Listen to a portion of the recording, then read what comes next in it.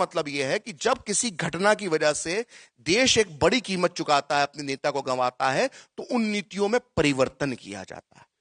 गांधी की हत्या की वजह उनकी मुस्लिम तुष्टीकरण की नीति थी।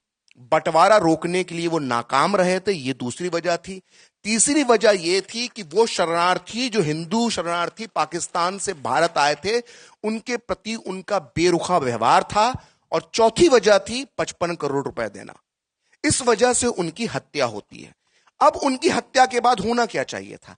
ये जो 4 गलतियां, ये 4 भूल कह लें, उनकी हत्या को होने के बाद हमारी तत्कालीन नेहरू सरकार थी, उसको इन गलतियों को दुरुस्त करने की जरूरत थी। इन 4 नीतियों में बदलाव लाने की जरूरत थी, खासकर मुस्लिम तुष्टीकरण की नीति में बदलाव लाने की जरूरत थी। लेकिन मुस्लिम तुष्टीकरण की नीति में बदलाव ना लाते हुए सो और बढ़ा दिया गया, और इसके उलट सारी तोहमत, सारे इल्जाम, सारे आरोप हिंदुत्व की विचारधारा पे लगाए गए, ये कहकर कि हिंदुत्व की विचारधारा ने गांधी को मारा है, और हिंदुत्व की विचारधारा को कुचलने के लिए अगले 4 दशक तक काम हुआ।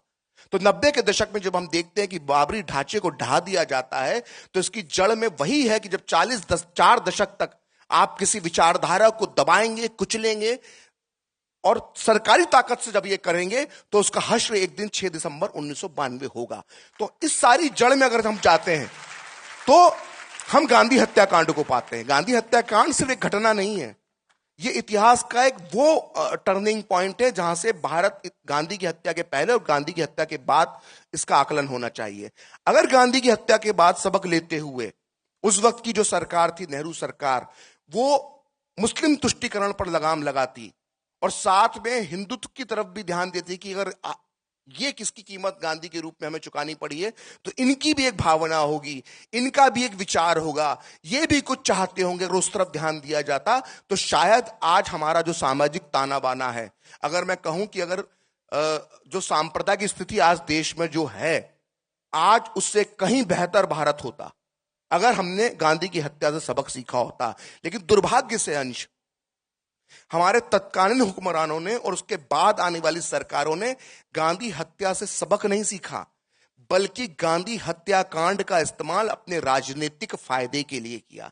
एक कहावत चलती है ना, आप लोगों ने सब सुनी होगी, कि राजनीति की चिता पर राजनीति की रोटी सेकना, किसी की चिता पर राजनीति की रोटी सेकना। अगर इस देश में किसी व्यक्ति की चिता पर राजनीति की पहली रोटी सेकी गई है, तो वो चिता मोहनदास करमचंद गांधी की थी, और उस चिता पर राजनीति की रोटी सेकने वाला कोई पहला व्यक्ति था तो वो पंडित जवाहरलाल नेहरू था।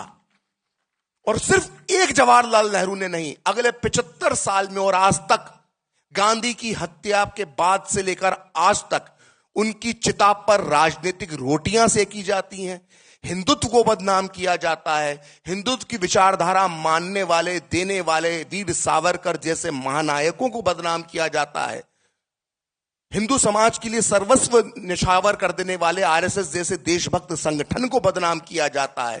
तो गांधी की हत्या का इस्तेमाल 75 साल से रोज प्रतिदिन हो रहा है, और गांधी की चिता पर जो है राजनीति की रोटियां सेकी जा रही हैं, और हम लोग उस सच को नहीं जानते हैं। ये सच सामने आना चाहिए, इसी प्रयास के अंदर ही मैंने पुस्तक लिखी।